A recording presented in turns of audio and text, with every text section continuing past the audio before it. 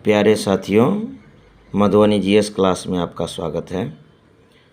हम NCERT class 7 की part 5 जल चैप्टर को अध्ययन कर रहे थे। यह पार्ट 2 है। अगर ये वीडियो आपको अच्छा लगे तो आप लाइक एवं सब्सक्राइब ज़रूर कीजिएगा। हम आगे बात करते हैं। ये पार्ट 2 है। इससे पहले पार्ट 1 का वीडियो आपको अपलोड किया गया है, तो आप पार्ट 1 का वीडियो अगर जो नहीं देखे हैं वो आप देख करके इसको आप कंटिन्यू कर सकते हैं पार्ट 2 का वीडियो। ये एनसीईआरटी क्लास 7 की बुक्स हैं। और चलिए हम आगे बढ़ते हैं।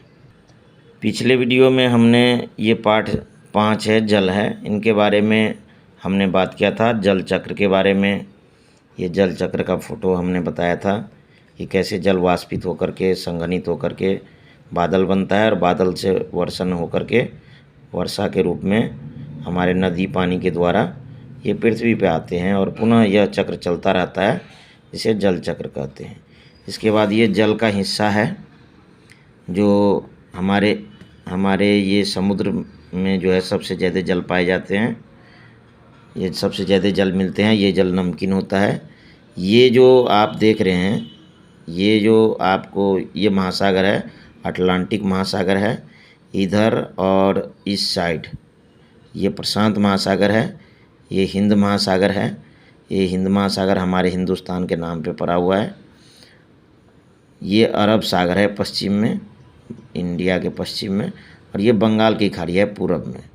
तो इस तरह से ये महासागर का हमने एक छोटा सा ये डेमो दे रहा हूँ। महासागर चैप्टर अलग से आप पढ़ेंगे, इनके बारे में हम अलग से बात करेंगे। अब हम बात करते हैं, हम जल के वितरण के बारे में बात किए हुए हैं पिछले वीडियो में। ये जल का वितरण था।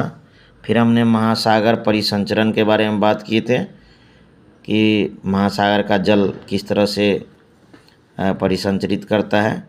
ये तरंग, ज्वार भाटा और धारा हैं, ये 3 रूप में महासागर के जल परिसंचरण करते हैं। तरंग के बारे में हम बात कर लिए थे। अब हम बात करेंगे ज्वार भाटा का। तो ज्वार भाटा महासागर में दिन में 2 बार नियमित रूप से जो है जल का ऊपर उठना एवं गिरना ज्वार भाटा कहलाता है। यानी महासागर में जल दिन में 2 बार ऊपर उठता है और 2 बार नीचे गिरता है। इस तरह से यह ज्वार भाटा कहलाता है। ज्वार जब सर्वाधिक ऊंचाई तक ये जल उठता है और तट के बड़े हिस्सों को डुबो देता है, तब उसे हम ज्वार कहते हैं। अर्थात हम ये बात करेंगे ज्वार की, तो जल का उठना जो है ज्वार कहलाता है। जल का जो ऊपर उठना, अब किस तरह से उठता है हम आगे बात करते हैं। फिर भाटा, जब जल अपने निम्नतम स्तर पर आ जाता है एवं तट के पीछे चला जाता है तो उसे हम भाटा कहते हैं। अर्थात जल के नीचे गिरना यह भाटा कहलाता है। अर्थात हम यह कह सकते हैं कि जल का नीचे गिरना जो है ना भाटा कहलाता है। अब नोट में हम लिखते हैं ये ज्वार भाटा आता कैसे है। तो सूर्य एवं चंद्रमा के गुरुत्वाकर्षण शक्ति के कारण समुद्र में ज्वार भाटा आता है। अब हम जानते हैं कि हमारे पृथ्वी के सबसे नज़दीक चंद्रमा है, तो चंद्रमा की गुरुत्वाकर्षण शक्ति ज़्यादा लगती है।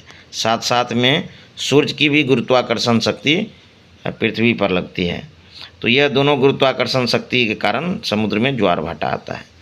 अब पूर्णिमा के रोज़ जब सूर्य, पृथ्वी, चंद्रमा एक साथ एक सिध में आ जाती है, या तो अमावस्या का होगा या पूर्णिमा का होगा, पूर्णिमा के रोज़ होगा। तो पूर्णिमा एवं अमावस्या के दिन उच्च ज्वार आते हैं, क्योंकि इस दिन सूर्य एवं चंद्रमा तथा पृथ्वी एक सिध में होते हैं। जब चांद अपने प्रथम एवं अंतिम चतुर्थांश में होता है तो चांद एवं सूर्य का गुरुत्वाकर्षण बल विपरीत दिशा में लगता है, जिसके कारण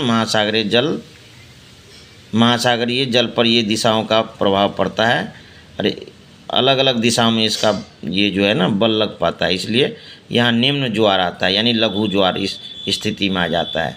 अगर हम इस स्थिति की बात करें तो यहाँ पे सूर्य ग्रहण है। सूर्य ग्रहण के समय सूर्य, चंद्रमा और पृथ्वी एक सिध में होता है, लेकिन चंद्रमा इस समय बीच में होता है, जिसके कारण ये जो है उच्च ज्वार आते हैं। ये सूर्य ग्रहण की स्थिति है। सूर्य ग्रहण में चंद्रमा जो है सूर्य और पृथ्वी के बीच में आती है।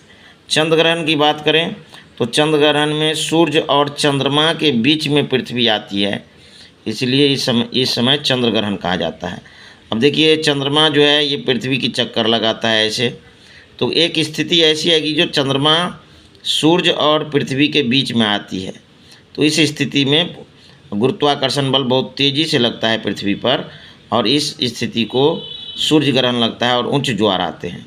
इसी तरह इस स्थिति में पृथ्वी यहाँ है, इसके चारों ओर घूमते घूमते चंद्रमा यहाँ आती है। इस स्थिति में गुरुत्वाकर्षण बल दोनों साइड लगता है एक सिद्ध होने के कारण, जिसके कारण उच्च ज्वार आते हैं। लघु ज्वार की स्थिति है, ये पृथ्वी है, इसके पृथ्वी के चारों ओर ये चंद्रमा चक्कर लगाती है। तो एक स्थिति ऐसा आता है जब पृथ्वी और सूर्य के जो 90 डिग्री का कोण बनाता है, यानी प्रथम चतुर्थांश और अंतिम चतुर्थांश में ये स्थिति बनता है जिसमें गुरुत्वाकर्षण बल बट जाता है। इस बटने के कारण बहुत कम बल लगता है, जिसके कारण यहाँ निम्न ज्वार आते हैं। पृथ्वी पर बल का बटना जो है ये दुर्बल कर देता है बलों का, गुरुत्वाकर्षण बल का, जिसे इस स्थिति में निम्न ज्वार आते हैं। अब ये उच्च ज्वार से लाभ हैं। अब ये क्या क्या लाभ हैं, हमें इनकी बात करते हैं। उच्च ज्वार से लाभ है। उच्च ज्वार जो है नौ संचालन में सहायक होता है। ये जहाज बंदरगाह तक पहुंचने में सहायता होती है। उच्च ज्वार जब आता है, उच्च ज्वार मछली पकड़ने में भी मदद करता है, क्योंकि जब पानी ऊपर सूर्य की गुरुत्वाकर्षण और चंद्रमा की गुरुत्वाकर्षण के कारण ये पानी ऊपर खींच जाता है, तो समुद्र से एकाएक पानी अंदर की ओर आता है और मछलियां जो है समुद्र तट पे छटपटाने लगती है, जिसे मछुआरे आराम से इसे पकड़ लेते हैं। तो मछली पकड़ने में कठिनाई नहीं होती है, आसानी हो जाती है। तीसरा कारण है कि कुछ स्थान पे जो है ज्वार भाटाओं से जल विद्युत उत्पन्न किए जाते हैं। तो इस प्रकार हम कह सकते हैं कि ज्वार भाटा से हमें कई प्रकार के लाभ हैं। एक तो हो गया नौ संचालन में सहायक होते हैं। जब ज्वार भाटा आता है तो नाविक क्या करते हैं, अपने माल जो भी होता है वो बंदरगाह, नाविक अपने माल को अपने जहाज़ में तैयार रखते हैं और ज्वार भाटा का इंतज़ार करते हैं। जैसे ही ज्वार भाटा आता है तो उसकी शक्ति से पानी में जहाज़ एकाएक अपने आप चलने लगता है। इसको सिर्फ डायरेक्शन देना होता है। इस प्रकार उसे ईंधन की बचत हो जाती है और नाविक अपने माल को सही स्थान पर सही बंदरगाह पर पहुंचा देता है। तो ज्वार भाटा से बहुत तरह के लाभ हैं। एक तो हो गया मछली पकड़ने में मछुआरे को आसानी होता है। दूसरा ये है कि ये जो है समुद्री जो माल ढुलाई में आसानी होती है। और तीसरा ये है कि कहीं कहीं पे इसे जल विद्युत उत्पादन भी किया जाता है। अब हम बात करते हैं महासागरीय धारा की। तो महासागरीय धारा जो है एक निश्चित दिशा में महासागर में जो धाराएं चलती है, इसी को महासागरीय धारा कहते हैं। तो महासागरीय धाराएं निश्चित दिशा में महासागरीय सतह पर नियमित रूप से बहने वाली जल की धाराएं होती है। तो इस तरह के जो है ये महासागरीय धाराएं हैं। महासागरीय धाराएं दो तरह के होते हैं, गर्म जल धाराएं और ठंडी जल धाराएं। गर्म जल धाराएं जो भूमध्य रेखा है इसके नीचे, इसके आसपास जो है ना, भूमध्य रेखा के आसपास, विषुवत रेखा के आसपास ये धाराएं उत्पन्न होती है और ध्रुव की ओर चलती है। तो ये धाराएं गर्म जल धाराएं कहती है। गर्म जल धाराएं के कई उदाहरण हैं, जिसमें गल्फ स्ट्रीम बहुत ही फेमस है। ये अटलांटिक महासागर में ये गल्फ स्ट्रीम धाराएं चलती है। ये विषुवत रेखा है। विषुवत रेखा के नज़दीक ये जितने भी धाराएं हैं, विषुवत रेखीय धारा या इसके विपरीत भी धारा चलती है। तो ये विषुवत रेखीय गर्म जल धाराएं, ये आगे जा कर के अटलांटिक महासागर है। ये धारा गल्फ स्ट्रीम धारा है। तो गल्फ स्ट्रीम धारा हो गया। इधर से ब्राज़ील धारा, ये भी गर्म जल धाराएं हैं। इसके बाद ये अग्लुहास धारा है, ये भी गर्म जल धाराएं हैं। इस तरह से कई गर्म जल धाराएं, यहाँ प्रशांत महासागर में क्यूरोसियो जल धाराएं हैं, इधर ब्राज़ील जल धाराएं हैं।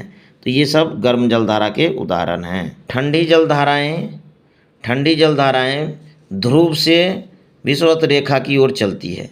तो ध्रुव से विषुवत रेखा की ओर दोनों गोलार्ध में जो जल धाराएं चलती है उसे ठंडी जल धाराएं करते हैं।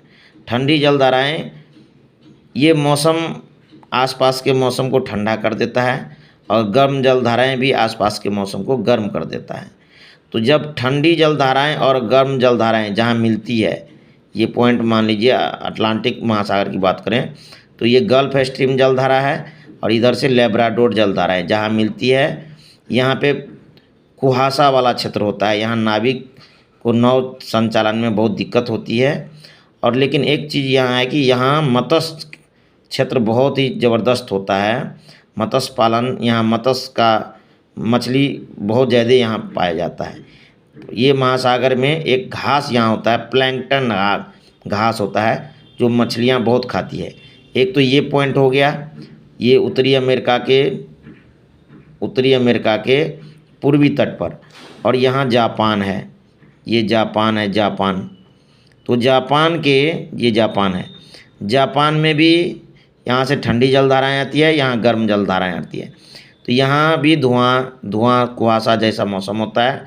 यहाँ मत्स्य बहुत ज़्यादा यहाँ मिलता है और प्लैंकटन घास यहाँ प्रचुर मात्रा में होती है। तो यहाँ पे जापान में ग्रैंड बैंक और डॉगर बैंक 2 मत्स्य केंद्र है। यहाँ पे मछली पालन में जापान बहुत आगे है, टेक्नोलॉजी से भी विकसित है। तो ये आप देख सकते हैं कि यहाँ जो है जापान का ये कुरोशियो धारा और ओयोशियो धारा, ये दोनों आकर के मिलती है। ओयोशियो ठंडी धारा है, कुरोशियो गर्म जलधारा है। तो यह जापान मत्स्य पालन में बहुत आगे है।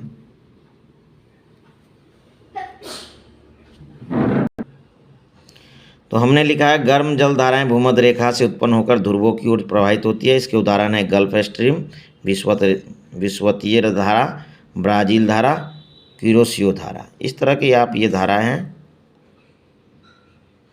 अब ठंडी जलधाराएं ध्रुवों यानी अर्थात उच्च अक्षांश से निम्न अक्षांश विषुवत रेखा की ओर प्रवाहित होती है। तो ध्रुव से विषुवत रेखा की ओर ये ठंडी धाराएं प्रवाहित होती है। जैसे लेब्राडोर धारा हो गया, कैनारी धारा हो गया, ओएसयू धारा हो गया, पेरू हम्बोल्ट धारा हो गया। तो इस तरह के धाराएं आप इस ये जो हमारे बुक्स में दिया हुआ है महासागरीय धाराएं, इसका फ़ोटो इसमें आप देख सकते हैं। आप स्क्रीनशॉट लेना अगर चाहते हैं तो आप स्क्रीनशॉट ले सकते हैं। तो ये जलधाराएं हैं। अब महासागरीय धाराएं का कुछ नोट्स हैं कि पहला है कि महासागरीय धाराएं किसी क्षेत्र के तापमान को प्रभावित करता है। गर्म जलधारा के आसपास गर्म जलवायु होती है तथा ठंडी जलधारा के अपने आसपास स्थान को ठंडा रखती है। दूसरा पॉइंट है कि जहाँ गर्म एवं ठंडी जलधाराएं मिलती है वहाँ कोहरे वाला मौसम बनता है, नौ संचालन में बाधा उत्पन्न होती है तथा वह स्थान विश्व भर में सर्वोत्तम मत्स्य क्षेत्र माना जाता है। तो जापान की अभी हम बात कर रहे थे, जापान में ग्रैंड बैंक और डॉगर बैंक 2 मत्स्य क्षेत्र हैं। ये मछली का निर्यात भी करते हैं जापान, यानी दूसरे देश को भी पैकिंग करके भेजते हैं। दूसरा है उत्तरी अमेरिका का पूर्वी तट, जहाँ गल्फ स्ट्रीम धारा और लेब्राडोर धारा मिलती है, वो भी मत्स्य केंद्र का बहुत ही प्रसिद्ध केंद्र है। अब मैं अभ्यास प्रश्न की बात करते हैं। तो पहला है वर्षण क्या है, दूसरा जल चक्र क्या है, तीसरा लहरों की ऊंचाई प्रभावित करने वाले कारक कौन कौन से हैं, ये इसके बाद है महासागरीय जल की गति को प्रभावित करने वाले कौन कौन से कारक हैं, इसके बाद ज्वार भाटा क्या है तथा ये कैसे उत्पन्न होता है, महासागरीय धारा क्या है। तो वर्षण जलवाष्प संघनित होकर बादलों का रूप लेता है। यह वर्षा, हिम, ओस तथा सहिम वृष्टि मतलब हिम के साथ जो बारिश होती है के रूप में धरती पर गिरता है, जिसे वर्षण कहते हैं। तो पहला ये हो गया। इसके बाद है जल चक्र क्या है। तो जिस प्रक्रम में जल लगातार अपने स्वरूप को बदलता रहता है और जैसे महासागर, वायुमंडल एवं धरती के बीच चक्कर लगाता है, उसे ही जल चक्र कहते हैं।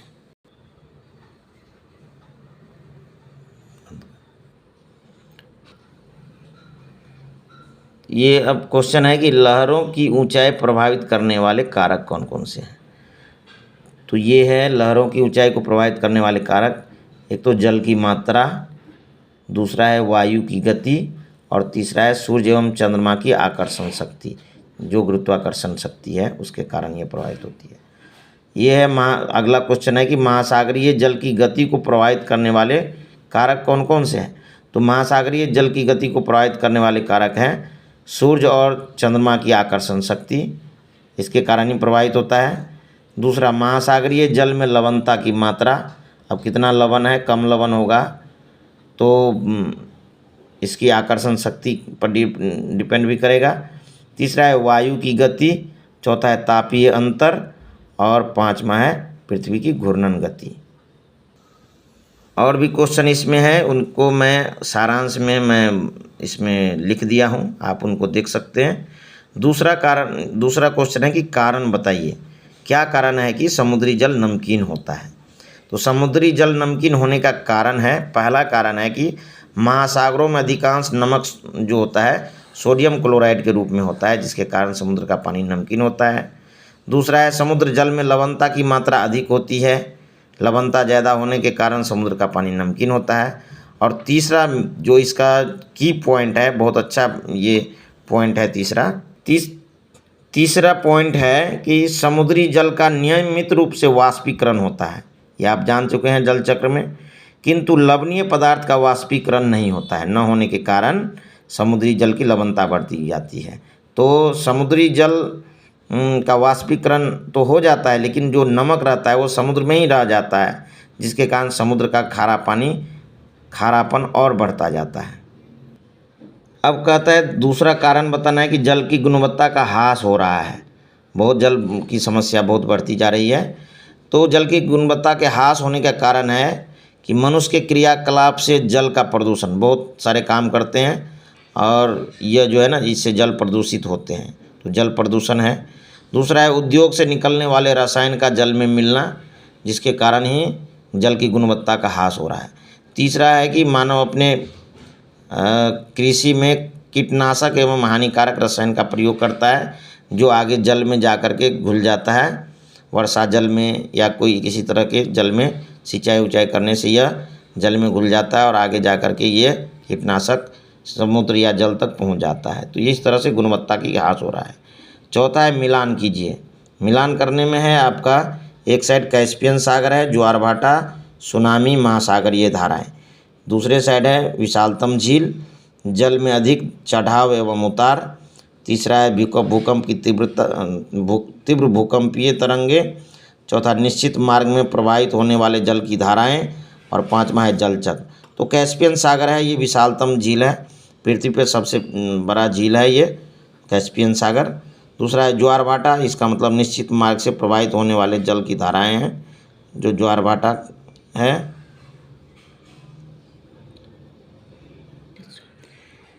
इसमें आप गलत मैचिंग किया हुआ है, ज्वारभाटा जो है ये जल में अधिक चढ़ाव एवं उतार का होगा, ये ज्वारभाटा, यहाँ से ये आप मैच कर लीजिएगा, इसका मैचिंग।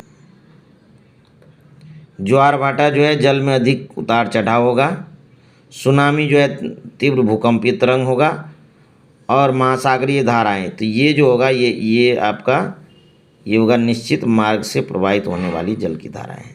तो इस तरह से आपका ये चैप्टर जो है बहुत ही महत्वपूर्ण चैप्टर है, और उम्मीद है कि आप इस चैप्टर को पढ़ करके आप भी जल का संरक्षण करेंगे और जल की महत्ता को आपने समझा है, इनको मिसयूज होने से बचाएंगे।